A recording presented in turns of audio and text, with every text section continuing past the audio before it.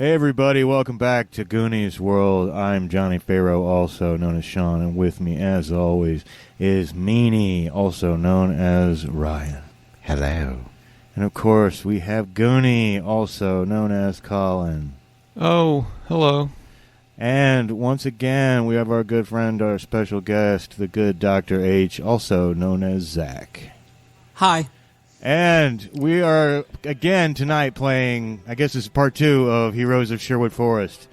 A little one-page game that I rather like. It's a Tricube Tales game. It's a simple rules-light system that we've been playing with, and so we're going to continue to figure it out tonight. But in our last episode, Spencer Twitty, a runaway boy, and Belgor Fregosi, kind of a freakish cook, and Arthur Brown, an outlawed noble bastard, turned outlaw in Sherwood Forest and robbed Sir Angron de Cousy, even getting the ruby that de Cousy tried to conceal in his anus.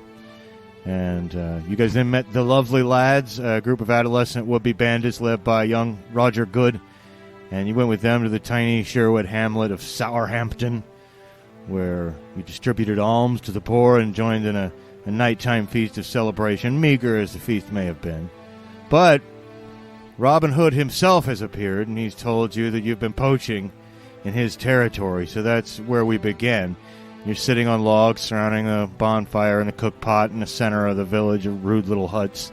And it's well after dark, and Robin Hood and his merry men completely surprised you. I mean, they're obviously very good. And when they shot the arrow into the camp, you had the feeling they didn't have to miss. You know, it was like a warning. But he's come in and told you, "Yes, I'm deucedly awkward, but you're poaching on my territory. Robbed the Angron de Cousy, I hear. Well, very, very nice indeed. I've robbed him myself, you know. Very polite fellow." You missed something in him. Don't tell him. Yeah, he well, maybe you're not as good of a thief as the legends tell. Oh, I understand. And first of all, no one can live up to the legends, believe me. But I realize you're talking about the poop ruby. It's legend already. Word has gone through the forest just in the last several hours. Yes.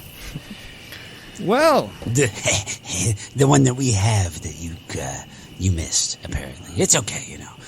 Well, I'll have to make sure in the future my robberies are more penetrating. But this, as I say, it's deucedly awkward, but we do have a problem. I'm going to have to ask you, I'm afraid, to just cease and desist from all further robbing in Sherwood Forest and find your own forest to rob. But all right, why then? does it matter if we're taking from the rich and giving to the poor like you? I mean, isn't it all part of the same cause? Aren't we helping the cause? Well, of course, in your own way you're helping the cause, but there's a grander strategy at work. Also, there's only so much travel through Sherwood Forest, and I'm afraid there's not really enough robbing to go around. And so you don't understand what sort of overhead is involved. You know, you've got Fletcher's fees alone, or could drive us out of business if we weren't careful. And, of course, the merry men have got to be paid a living wage. You can't fight oppression on an empty stomach. So, I am willing to discuss a situation where you pay me, say, 1/8 of your takings in Sherwood Forest in exchange for the right to operate. No, don't think of it as a tax. I hate that. I especially would hate for you to think of it as a tax. It's more of like guild fees, you understand. Help us all. It's for the greater good. So... That's not right. That isn't what the Robin Hood of the stories would do. I read all about you, and... Smack! You get smacked for saying, did Spencer get smacked, or did you smack Robin Hood? No, I'm just kidding. Oh, that would have been funny, though. Well, I'll have to say it again, though. because it's true. This isn't what we've been told. You're supposed to be a champion of the poor, and all these people here are poor, and so are we. Yes. Yes. It would make me think that you're taxing the poor people here that you claim to care so much about, which seems counterintuitive to me. Winces at the word tax once again, and but they're and the villagers, they're enraptured with this conversation. No one talks like this to Robin Hood, and they're looking back and forth. Although they had previously said that he had never come there distributing any alms.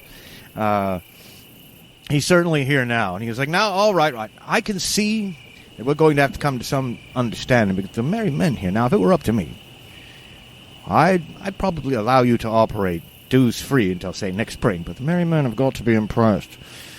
I couldn't even win these fellows over, dull as they are, until I wrestled their leader off a log and gained their respect. So I'm going to give you a chance to do that. And, well, if you can beat my champions in 3 little contests for the good of the people, for everyone's entertainment, then I suppose we could operate dues free until, say, next spring." Why don't we just, if you're the leader, aren't you the champion? And, why don't you just step up and fight, and then we could be the leaders? Oh, no. I could get my nose injured. And ever since I was a young lad, I just can't abide the thought of getting smacked in the face or hit in the nose. So, no, I'll step back and, believe me, each of my champions is far better than I and greater than I in their individual fields. And, you look like a stout fellow, he says, pointing to you, Arthur Brown. You think so, do you? Yes, well, I think you're quite right. You look exceptionally strong, but I wonder if you can beat my giant. Well, I'm quite certain that whatever you have in mind, I can excel at. Very well. You shall wrestle my best friend, Little John. And you, little one there with the slingshot, you fancy yourself a targeteer, do you? Well, yeah, and I'm not afraid. I could even take out Little John, probably. Well, Little John's not who I would have you contest with today. Of all my merry men, the sharpest eye and the greatest targeteer is, of course, Will Scarlet. And Will Scarlet steps out from the shot. He looks like Robin Hood. He's dressed like him, only all his clothes are like stained scarlet. They're not like bright red, russet colored. And he's younger and skinnier, closer to your age. And he's got his own slingshot. And finally, you, my strange friend, very distinctive fellow. You look like you know your way around a cookpot. Yes. Too much eating and drinking, do you? Man of the senses, a fleshy man? Yeah, I have to do what it takes to survive in this harsh world. Yes. Well, it just so happens that I am currently I have an overabundance of brandy. It's medicinal, it's French, and I think that the boys would very much enjoy seeing you, good sir, outdrink my man Friar Tuck. And Friar Tuck comes out. He's got the shaved tonsure in the top of his head, but he's really fat, and he's waving his arms back and forth like a football star, and everybody's patting him on the back and clapping. And all 3 of these champions look at you guys very smugly. Little John towers over you, Arthur. And all the people, they've made space. They're kind of forming an area of competition and keeping people out of the direct line of the fire either. But first things first. Oh my! Bulgar clears his throat for a long time. Well, it seems to me that perhaps you're coming here with your elitist attitude and all this talk about taxes. Oh dear. She says to rile up all the men. It seems to me that perhaps your stakes of putting things off until next spring seems juvenile. perhaps you'd like to... Perhaps you'd like to raise the stakes. Oh, well, tell me what you had in mind. Well, we have a wonderful band of our own men here that, people have, from what I've heard, people have been saying that maybe we're better than Robin Hood. Maybe that we do more work than the Marianne. Maybe we, the Poop Ruby bandits, are more perceptive and more rewarding with our work and give more back to the poor.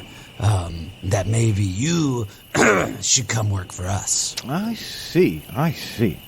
Well, I don't think we can risk such a huge result on a mere contest such as this. No, in the long and fullness of time, perhaps the best man will out, or the groups will find cohesion of some sort.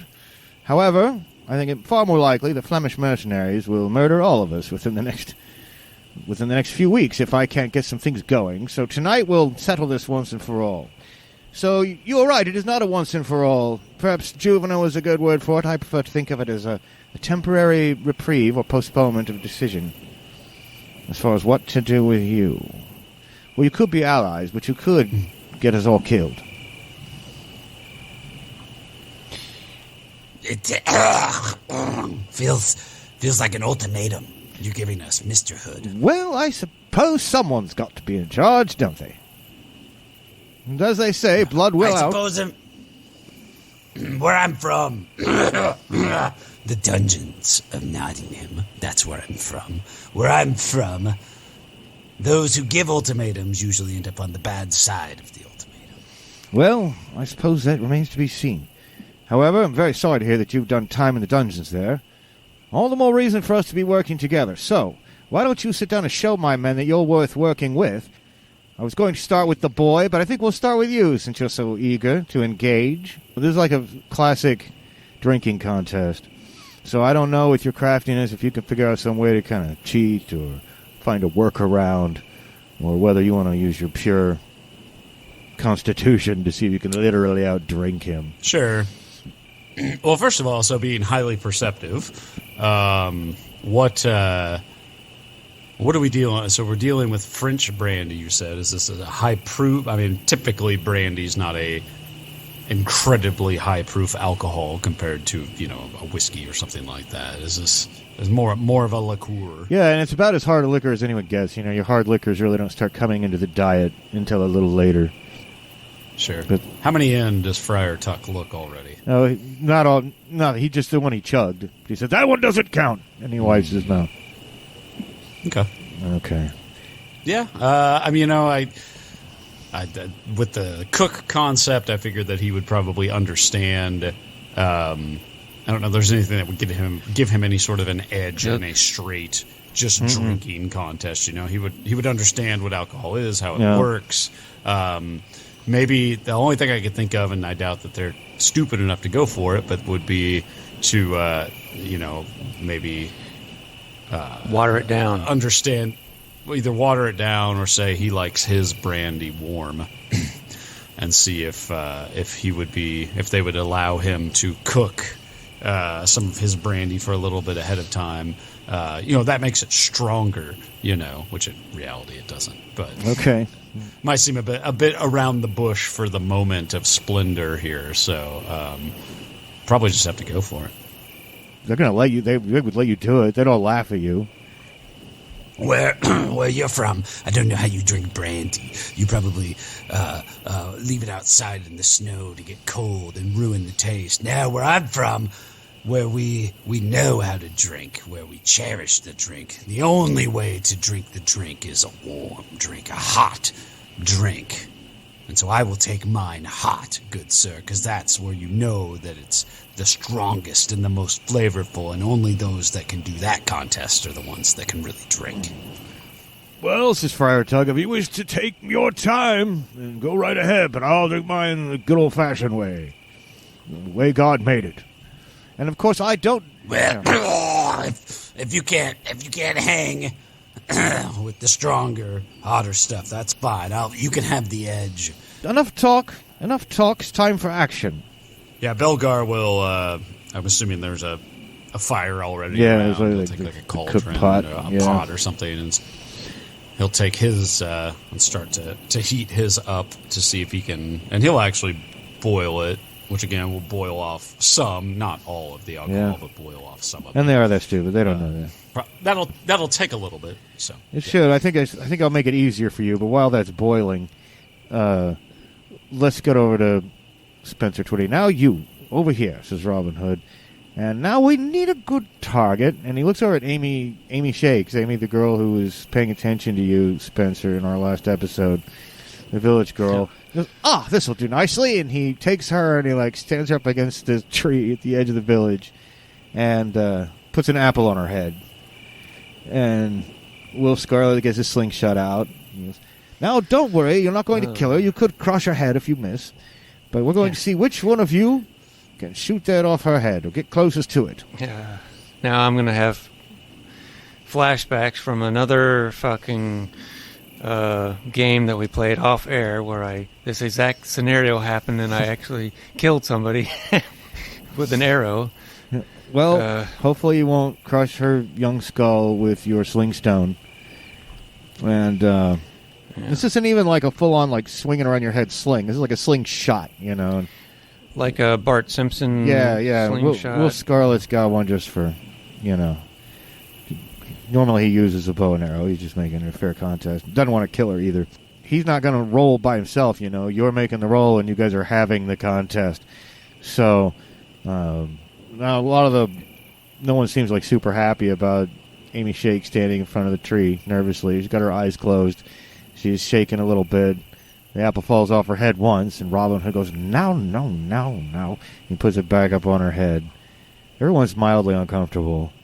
And go ahead and roll your dice. I think you're very agile, so you should get to roll 3 dice. And I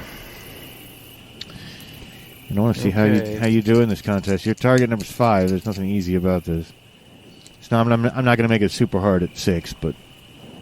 Well, I suppose there's no way to cheat in this. I've just got to make sure I've got a steady hand. And I'll pull back the sling and... Well, I guess we're firing like little rocks or something, or well, a little what sling, are we firing? Little sling rocks, yeah. Yeah. Okay. Well, I will let one loose. And... All right. Okay. Well, I have one success. Okay. 1-5. That didn't really affect you, but right when you let go, that guy right before Will Scarlet was like, "Achoo!" And tried to startle you out of your aim, but it didn't work. And you hit the apple, knock it right off her head, and everybody claps. And then, I did it! One of the villagers shakes and says, "It's a waste of a good apple." There's apple bits all over. Robin Hood then goes and puts another apple on her head. And, Will Scarlet can also easily, knock an apple off a girl's head without rolling any dice, but he does it too. But, we'll call it a draw. And meanwhile, she's the girl almost faints, from sort of slides down the tree after this ordeal is over and cry and bursts into tears. And now people are looking even more uncomfortable. Sorry. I could have made him miss, but then he would have hit you. I didn't want that. You have ever so steady an aim, Spencer Twitty, she says. Thank you. The brandy's heating up and hopefully boiling off enough excess alcohol. And little John says, all right, about enough. Let's put this little man on the ground and get this over with. Ready to have some of that drink, too. He claps his hands, and this is supposed to be like a wrestling match, so he doesn't like weapons out or anything. And a bunch of people make a kind of a fighting ring, and he runs at you, and you can tell me what happens.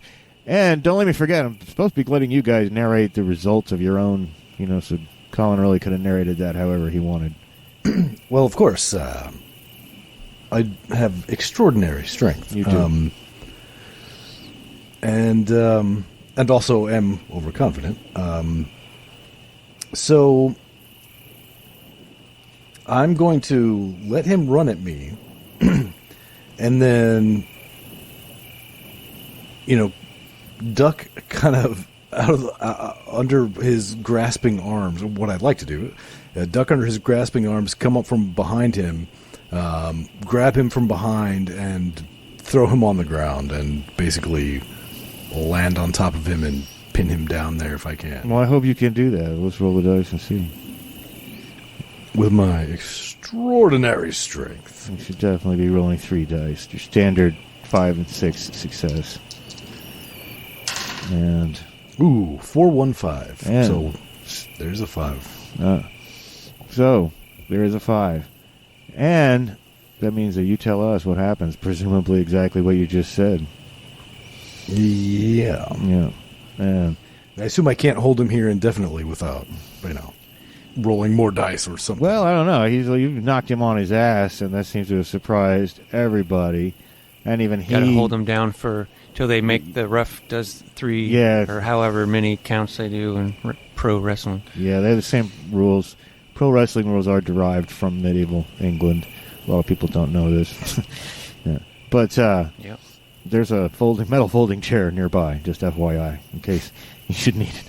But anyway, no, he's down on the ground. Even he laughs. Once he gets over the shock of it, even he laughs like he could take a joke. And, wow, this doesn't happen that often, that sort of thing. But he's on his ass, and you've held on to him for long enough that he gets up and he shrugs it off and almost demeaningly tussles your hair like you're littler than him, like he's ready to give you the win. Oh, on my ass. You're a stout fellow, that's all right. Why don't we both have some of this brandy? Oh, well, I don't drink. Well, I don't know how you got so strong then. But finally, there's no more putting it off. It's about as boiled, and it's boiled up now, and it's cooled back down enough for you to drink it. Friar Tuck's already in. He's already in, but I think you should go ahead and make your roll. And you made it easier, so your target number is a 4.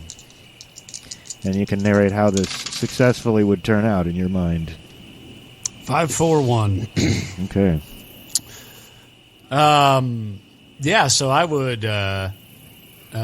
generally speaking, how many was he waiting for Belgar? Was he waiting for me to match him drink for drink? He was getting a little bit of a head start, and he kept saying ones didn't count.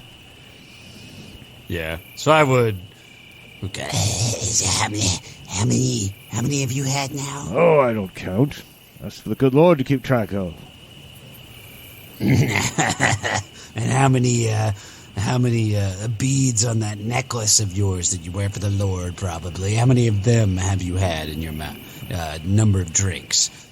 Surely, somewhere along the lines, your great Lord and Savior has taught you how many fingers you have. Well, I believe I have 10 fingers. But you see, I am a member of I'm a friar, not a priest. 10.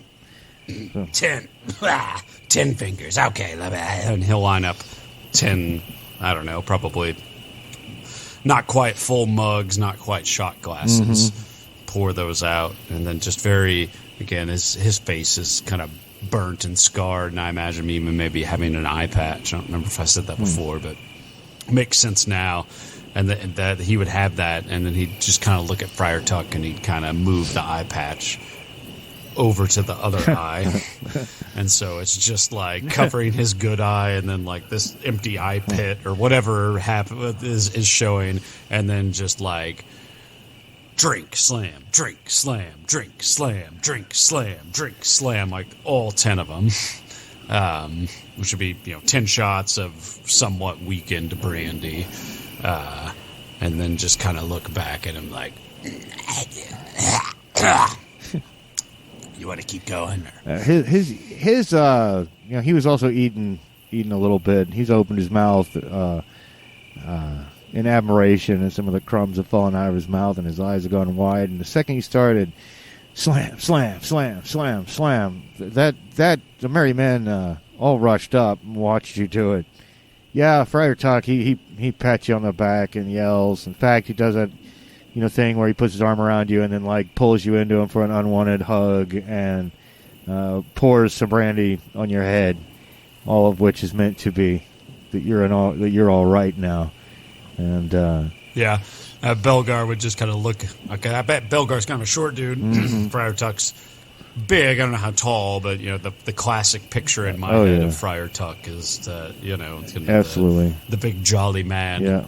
Santa Claus-esque almost, not only red, not white, beard and stuff. But Belgar would just kind of look up at him. I need to tell you a secret. I need to tell you. Come here. I need to tell you a secret. Well, I don't do confessions, but what is it? And then have him lean in, and then just as soon as he gets right there, just the most cacophonous, wet belch right in his ear, as loud as possible. Oh, you'll do 7 Hail Marys for that one, he says, obviously joking, because he doesn't have the authority to make you do that. But, yeah. Oh, it's disgusting. No, you need help, sir. You need help.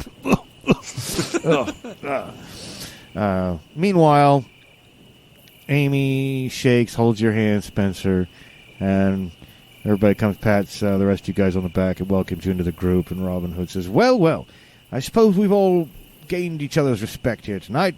Therefore, we'll postpone this whole idea of the 1/8 dues for the guild, the Robbers Guild, as it were, until spring. Winter's approaching, and we'll make things a little easier on you until then.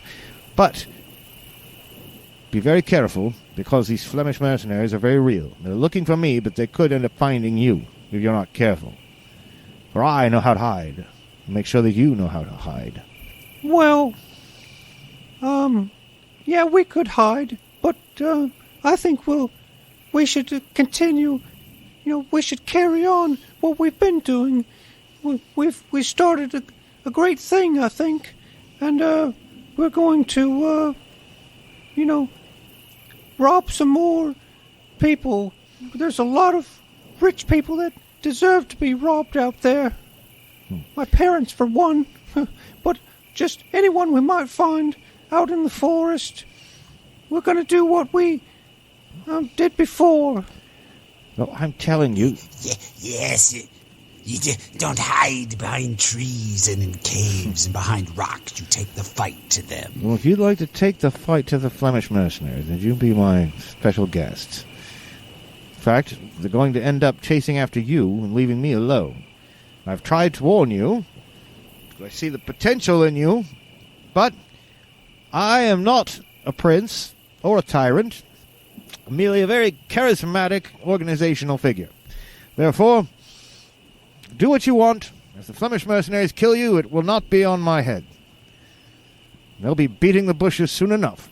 And he bows, takes off his hat, and his men follow suit, and they melt off into the night.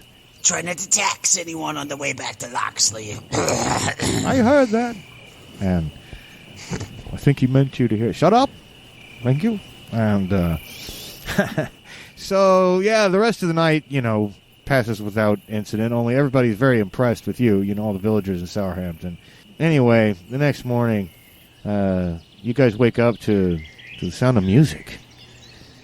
Like, as you roll over and wince and look through the morning mist, your buddy Roger Goode has brought out this old busted-up lute from somewhere, and he began singing a song that he wrote, and the lovely lads all join in. Lord Ongaranda Goosey, he's such a silly goosey. His claims to being noble are a farce. He's such a bumbling booby. Guess where he hid his ruby? He shoved that giant gem right up his arse. Lord Ongaranda Goosey, he's such a silly goosey. His claims to being noble are a farce. He's such a bumbling booby. Guess where he hid his ruby? He shoved that giant gem right up his arse. Lord Ongaranda Goosey, he's such a silly goosey. His claims to being noble are a farce. He's such a bumbling booby. Anyway, well, Rise and Shine, what do you think of it? The Poop Ruby legend will go off in a song and story throughout Sherwood Forest forever. As it should. Beautiful. Yes, as it should. It was lovely. Well, wonderful. Quite impressive, really, yes. Well, we're going to go out hunting and get you something for breakfast. We'll be back. And Roger Goode and three of the other lovely lads take off. This is pretty early morning, though.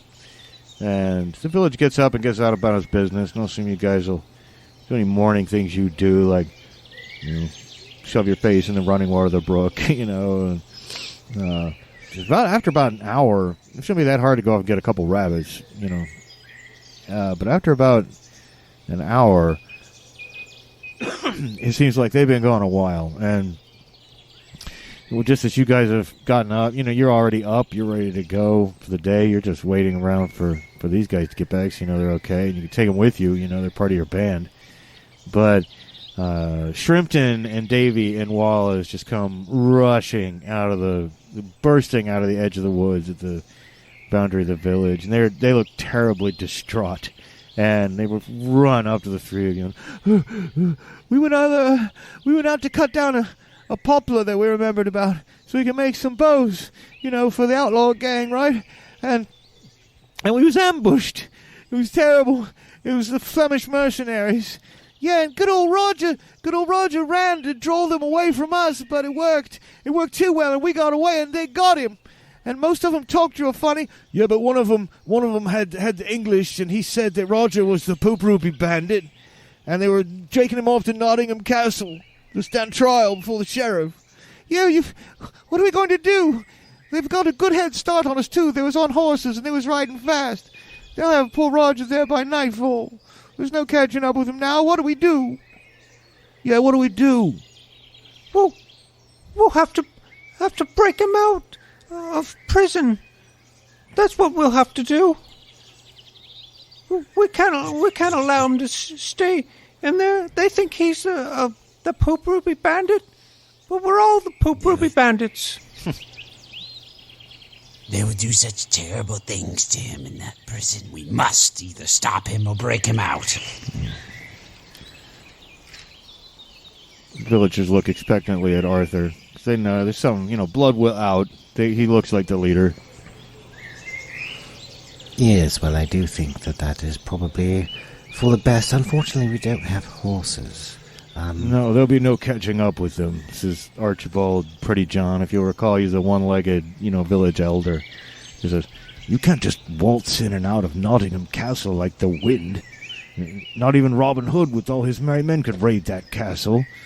You're going to need very powerful help no warriors can provide. And he looks both ways. Now, I have heard it said that the legendary sorcerer Merlin is not dead, but has been in a magical slumber these many centuries. Folks say he sleeps in a cave in the Cresswell Crags. Did you know that? If you wake him up, he can invoke the breath of the dragon. He can give you powers. He can enchant your weapons or make you invisible or give you the power to put yourself in disguise. And by now, the villagers are creeping up. He's like in storytelling mode, and they're all leaning in and listening. Well, yeah, I've read all the stories, and after what we saw with Robin Hood and how he didn't really match up to the stories, I'm a little worried about this story about Merlin. Oh. It might not be true. Well, you can find out for yourself. On Creswell Crags, you'll find a great boulder with the witch's marks on it in front of a cave. And there you will find him. Sister Maud, the nun, who was present, as you may recall from last episode, says, listen, you must not do this. For fear of your immortal soul, Merlin slumbers in the crags, it is true, but he is in league with demons, and if you wish to become empowered, there is a monk at Ruford Abbey who possesses a copy of an ancient text called the Key of Solomon. Now, it contains magical spells, but they're spells contrived by the wise biblical King Solomon, so one would presume they're less soul-endangering than wild demon magic. Or you could just not do any magic at all, says Amy Shakes, but just believe in yourselves and come up with some stratagem. And all the villagers are looking over at you guys expectantly. I think I just don't know. I think we could try to do it ourselves. I mean, the cook is pretty crafty, and and also perceptive, and as am I, and I'm agile, and Arthur Brown is tough, and he's also the son of the prince. I don't know how that would help us. Well, while all of this is true, I do think that perhaps it would be wise to at least investigate this Merlin possibility. We can evaluate at the time whether we would like to avail ourselves of his quote-unquote magic. Yes, and I know the prisons. I know the jails. I know the tunnels and the cells. And I can find where they have him, and I can get him out. But they mentioned the powers that Merlin had to turn invisible, to make disguise, and that would do almost all of the work for us. That would do almost all of the work for us, and I feel like we should at least investigate this. Well, I think it's a terrible idea, says Sister Maud, and I encourage you to visit Ruford Abbey and do this magic properly. This Key of Solomon, this Key of Solomon, that doesn't have anything to do with demons, does it? Of course not. Okay, well, yeah. Well, essentially you've got three choices, really. Is to go on by yourselves and figure out some crazy scheme, right? Some caper or some way to get in and get your friend out. Or you could get some magical aid, probably in the form of magic items, something like that, or spell access to some, advantage from either Merlin, if he's there, or the Key of Solomon that's in the Abbey, if they know how to read and or use it properly. But as Archibald Pretty John explains to you, and as you know from area knowledge, you don't have to make up your mind right this second, because there's a crossroads of trails, more of a forking of trails, not a great crossroads, at a creek, a brook, not far north of here. There are three trails from there. One of them will take you to Creswell Crags. One of them will take you to the Abbey. The other one will take you straight on to Nottingham Castle. And before the sun gets too much higher in the sky, I imagine you guys will want to move on, unless I'm wrong. Yeah, time is of the essence. Yeah. Belgar knows what happens in those dungeons, so he would certainly suggest that we whatever path we take it quickly and decisively. Well, then you move north through the forest for most of the rest of the morning, and around noon... I wanted to say goodbye to Amy, or is that her name? Amy? The girl? You don't even remember my name? No, it's Amy Shakes. Amy Shakes. I just want to say, I'll remember you, and if we survive, I'll come back, and maybe you can be my girlfriend. Oh, well, we'd have to ask my father's permission, of course. So make sure you come back, Spencer Twitty. And then she looks both ways and leans in and gives you a quick, just one little smack on the lips, and then turns around and runs away. Oh, did you see that? I know what you meant, but you said smack, and I was like, someone said right. Yeah. smack. But Shrimpton, Davy, and Wallace, would they like to accompany us? Yeah, in fact, all of the lovely lads do. No matter how it goes, we'll want the backup, I'm sure. So. Yeah, one way or the other. It's nice to travel with people. And you head off north through most of the morning, and eventually around noon, you find a stand of apple trees. It's watered by this bubbling brook. The little trail clearly forks three ways here. And if you want to go to the Creswell Crags, you'll want to go to the northwest at this point. But the sound of the brook kind of muffles it at first. but you soon realize that there's a kind of a low crunch underneath everything, and the occasional shouting sound. First, it's hard to pick it out, but there's probably a mounted body of men moving down the trail from the north. It's just there's no like long line of sight, in Sherwood Forest anywhere. It's not close. You haven't seen them yet. They obviously haven't seen you, but you have a sense that there's a group of horsemen approaching. In fact, I said you could kind of eventually start to realize that these calls are words. It's not another language. You think you hear one say, "Zukbar das die Beck." Hi. Okay. What? Oh no, the Swedish chefs are coming. War sie auch gehen, sie muten die Becke wolken. Scatter. Can I... Scatter. Hide. Yeah, Scatter. I want to try to, for me at least, I want to climb a tree since I'm agile. I want to get up there, and maybe I can even see, how close they are. Oh, yeah. How many there are. And like I said, this is a primordial forest. There's plenty of places to hide. Not only are there trees, there's underbrush, there's carpets of vines and moss, there are gigantic boulders, covered in moss, and lots of places to hide, huge roots to crawl under. And if you guys want to, you have to either hide or run down one of these other paths real quick to avoid it. And so, yeah, you can scamper up a tree. Where do you want to try to hide, Arthur? Or are you? Yeah, yeah. He's going to try to, find a large boulder to hide behind since he's so brawny. Yeah, I think that's a good idea. And I know you're often low to the ground there, Belgar, but dig a hole. Yeah, he would. It worked well last time for him and our good friend Arthur to be close in their plan of attack. So he would probably try to stay, assuming the boulder was big enough that both of them could get behind it and stay hidden. He would go with them. Oh yeah, they're big. Ice Age has dumped them here style boulders, but it is true. You do see them come out of the darkness.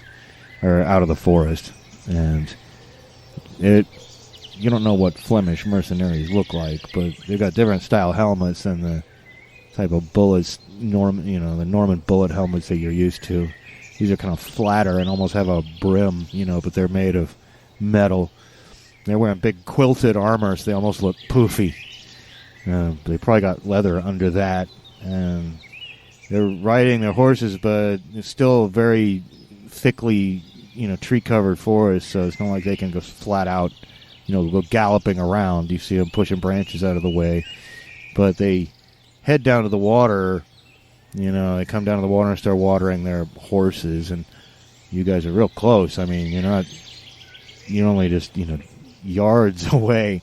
And one says to the other, "De Muniken zijn wet de verboden. Ze moeten de zoeken en de abde. Da and de abde," says the other one. And they look around for a while.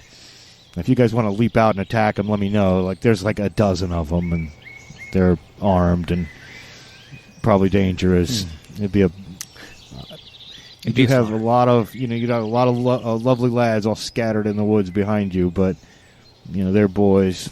So, do they appear that they are headed back towards the hamlet? Well, Sourhampton? No, they don't. If you wait long enough for them to finish watering the horses and get up, when they were talking earlier, they seemed to be agreeing on something, and you're not sure what they were saying because you don't speak Flemish.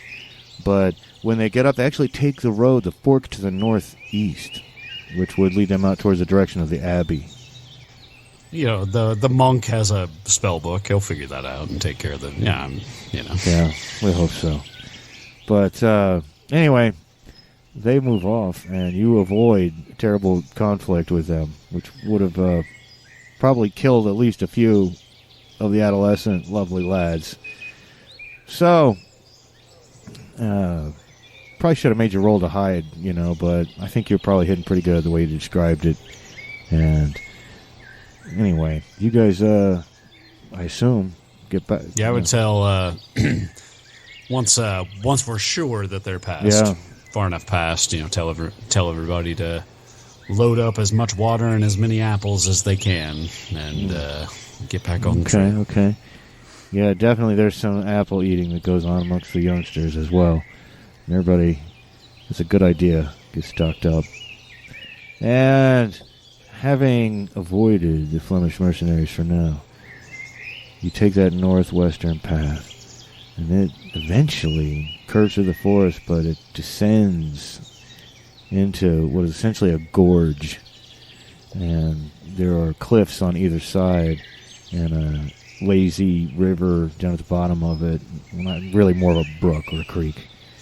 And there are obviously large caves here. You heard something about witch marks. But after about an hour or so of wandering around, there is like a big boulder sitting in front of a cave entrance. You can tell around the edges, it's blocking cave entrance. You're not sure what witch marks are, but this thing is covered with carvings of spirals, the boulder itself. And cut over the spirals are like these old Saxon runes that are really angular. But These must be ancient. But then even deeper over that, it's like there's almost like 3 layers of graffiti or whatever on this boulder. Finally, there's some double V's, which even you guys know in folklore, that means Virgin of Virgins. It's like a sign against the evil eye or something like that. So what it seems is that there are multiple generations have tried to keep people out of this cave or to make sure whatever's in this cave doesn't come out of it. I think between the 3 of you, if you came up with a good plan, you could probably move that boulder.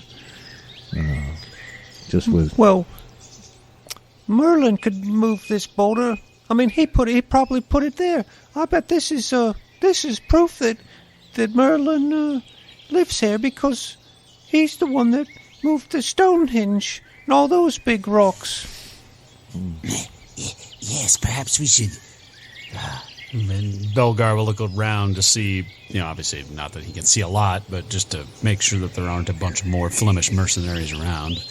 Well, there don't seem to be. Maybe we should try to wake him up. Wake him up with that wonderful song that you all sang for us the other night. Do you want us to start singing it now? Yes, perhaps that will wake him up, unless my friends have a better plan. Okay, well, they strike up a chorus, but they sing it a few times, but nothing happens from within the cave. You might have to move that boulder on your own. It certainly doesn't. If Merlin's asleep in there, the song doesn't seem to wake him up. He's a really sound sleeper. He's been sleeping all these years. Maybe he's more of an emerald guy. I don't know. I mean, I guess we could try to move this boulder ourselves. We do have a lot of people, and we could fashion like a rope and pulley system or something, and try to try to use our strength. Well, there are, over a dozen of us total. I do think that we have some reasonable chance of moving this thing just manually. That's right, say the lovely lads. And they rush up and begin pushing. And if you all just push, you gotta rock it back and forth a few times, but eventually it falls over.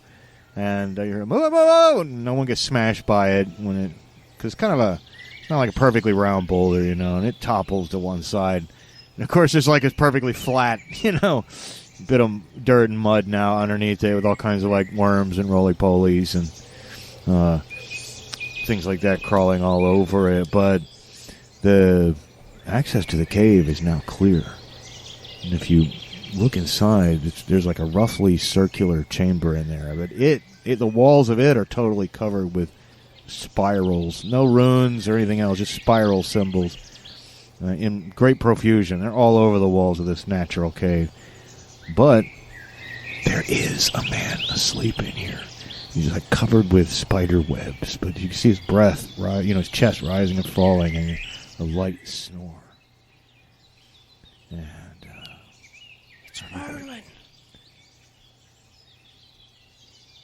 He continues to snore. I could go pinch his nose. I know when people are snoring, you pinch their nose, and that makes them that helps them wake up. Why don't you go try it? Yeah, Belgar will. Be careful. Will kind of sneak over. Okay.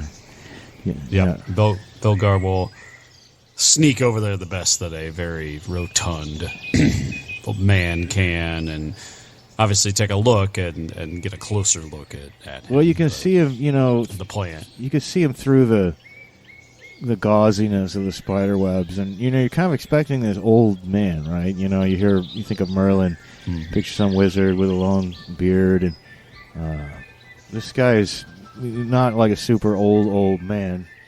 He has a beard, but it's not really, really long. It's not white. Looks like a man maybe in his early 40s or late 30s, which probably would be like elderly for our time period here, but you know what I mean, by our modern sensibilities. And he's breathing deeply, got a little smile on his face, like he's having a good dream. Yeah, plan to come up and pinch his nose and hold that shut for a while and see what happens. Well, eventually, and he sits up and he kind of reflexively bats your hand away from his face, and he blinks and he looks around the room. There's light coming in, and he holds his hand up, and what? Oh, yes. No, this is. I remember it now. You woke me up. I remember now, and then I helped you with something. That was what I did. You woke me up, and I helped you with something. Let me see, what was it? It was a love potion. A love potion. No. It was a vision of your own death, so you could avoid it. No, it wasn't. I can't quite. Oh, yes, I know. You're going to rescue a friend. I introduced you to the demon, and then I go back to sleep. So let's get it over with. Oh, you're saying you've seen the future? Well, I live back. Well, this is the future. Well, this is my future. This is your. It's hard to explain. I live backwards. Boggles the mind. Well, that's funny. Yes, it is funny, but I call it a curse, and I'd just rather be asleep. So if we could get on with it, I will. Does our plan work? Oh, well, let me just put it this way. Stay out of the garderobes. Well, that's like the toilets. Well, Yes. well, that's. I guess we should use the bathrooms before we go. Then. That's right. It's always a good policy in general. Yes, and in fact, if anyone has to go now, because we're going to summon the demons, and it will take a while. I hope you saw a clearing or something. We need open sky above us, and I know that You're not really going to summon demons, are you? some 4 of them. Yes, I'm going to summon 4 demons. More probably, you're going to summon 4 demons. I'm going to show you how to do it. I'm not the one who needs something. But Well, I was hoping that maybe you just had, like good magic. Like in the stories. Well, I don't know good, bad. It's all in the intentions. At any rate, we best get started. But beforehand, I'm going to do a little stretching here. It's been a while. What? What? And Belgar actually raise his hand. What can the demons do for us? We have not come from the future like you. We do not understand. No, demons can do any number of things for you. They can show you where things are hidden. They can make you look like someone else. It's quite nice. And I believe. Do we get to choose? Of course, they can render you invisible. They can give you the power of flight. But it's not like they give you a Chinese menu. What does? Yeah, you don't know what a Chinese menu is. What? And where I come from, no good deed goes unrewarded. Yeah, what do they take from us? I was just going to They're demons. suggest that we ought to be careful, because it sounds like if something's too good to be true, it probably is, and we'll probably owe them our lives. No, you won't owe them your We'll have to lives. serve them forever or something? No, not at all, not at all. My powerful magic will prevent that. The ritual will keep them at your beck and your service, your beck and call. Now, of course, they might choose to make some other deal with you, and they'll take everything very literally. But what happens between you and the demons, once I take no responsibility for. But if you'd like to speak to the demons and get this worked out, then before we do that, I'm going to need you to trot right back out and get me some beeswax, and each of you make a little figure of yourself with beeswax, like a little mannequin of yourself with beeswax. It can be very small, just the size of your finger. Okay, go out and get some beeswax and do that. And then I need you to go get a twig from a holly tree, okay? Because you're going to want to write the holy name on the top of the head there of the wax figure. And well, we'll talk about the rest later, but we need to do that. Oh yes, don't forget. It would actually be helpful if you find some branches of a tree that hosts some mistletoe. So, off with you, if you want to get this done. Can't we use earwax instead of beeswax? Toe wax. Well, I can't be responsible for the results, but it's possible that any sort of organic wax could work. Yeah, well, I'll see what I can find.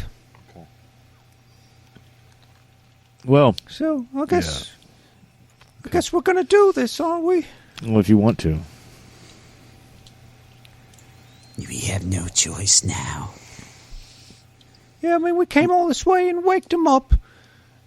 I think it was And I'm afraid the Flemish mercenaries are at the Abbey. Yeah, we can't go to the Abbey now. Yeah, when they said flamed up now. When they said Vermuten de Zoeken in de Abde, that's sort of like they think you're hiding in the Abbey. That's just my pronunciation of Google Translate Dutch but I'm sure I'm butchering. If we have any Dutch speakers, I apologize.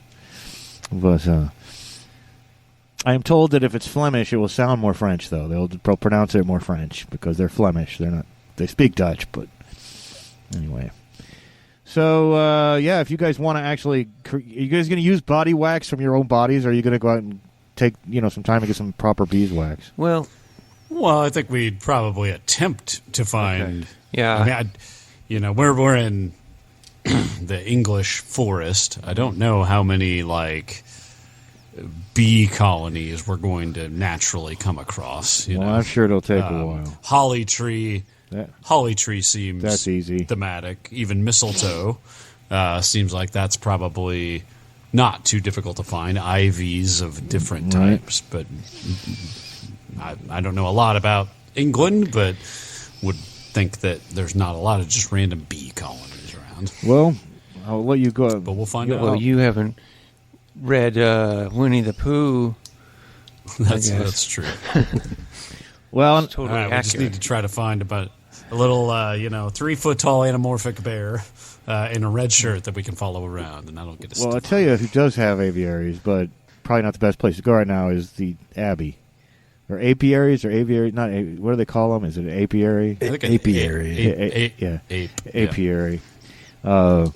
So, but that's a ways off, and probably there are Flemish mercenaries swarming around. But it takes all afternoon. It's not like it's real easy to find. Now, Merlin told you that he couldn't do this for you until we also have a band of lovely lads that can help. Yeah, out with they this to some spread extent, out. I would think, and divide and conquer. Yeah, and it's really just a matter of time. But as afternoon is becoming evening, you've got all the stuff you need. Big armload of branches of a tree that had mistletoe growing on it, and you've got all you really needed was a twig from the holly tree, and he takes you out under the sky, and I know that you guys have some swords. You took them from the guards of Decusi's wagon. And Merlin comes out, and he looks up at the sky, and he's like, wait, just wait for it. You stand there for a long time. He goes, all right, there it is, Saturn. Do you see it? And he points at this. Have to do this under the light of Saturn. No, it won't work. All right, you there. Yeah, you're the one who you ended up being King Richard's son. That's right. Get over here and stand in the and take this sword and draw a great big circle in the ground here. Okay. Prince John's son, but close enough. Nope. My memory is very distinct. King Richard's bastard.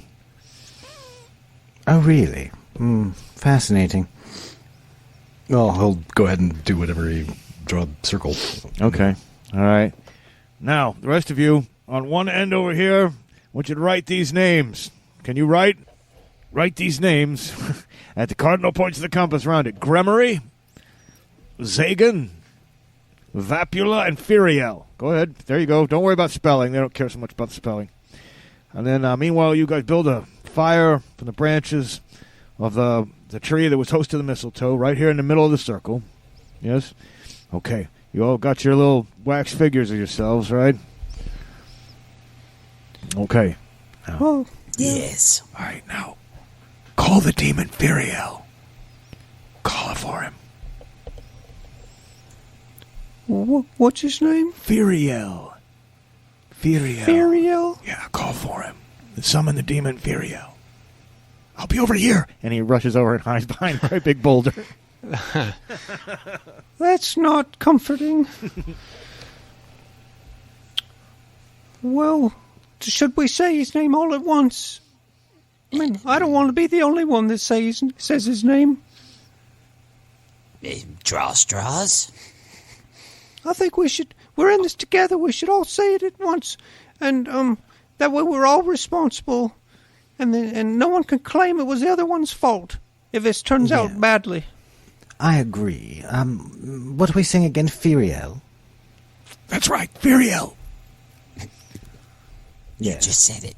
I did, didn't I? Okay, we'll all say it together with intent. I think that's the important part. So, okay, on three. 1, and 2, and 3. Firiel! All right. Well, a few minutes passes and nothing happens. Maybe you should do it again. Maybe we have to say it 3 times. Maybe we should go on 4. Okay, here we go. So 1, and 2, and 3, and 4. Firiel! Well, another few minutes passes and Merlin looks up from behind the rock and he's like, this usually works. He walks around the circle. He looks at all the words, all the names. He ascertains, true north and south. Makes sure that Saturn is Saturn. And then suddenly, there's a little girl standing at the edge of the darkness. She goes, "Did you call me?" And we're going to stop right there for tonight. So, All right. Interesting. yeah. So, our Sherwood adventure became a little more fantastical.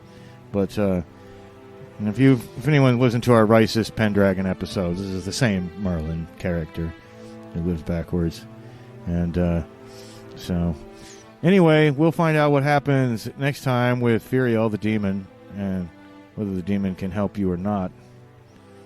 And then hopefully we can get little Roger Goode out of Nottingham's dungeons, where so many have unjustly suffered in the past.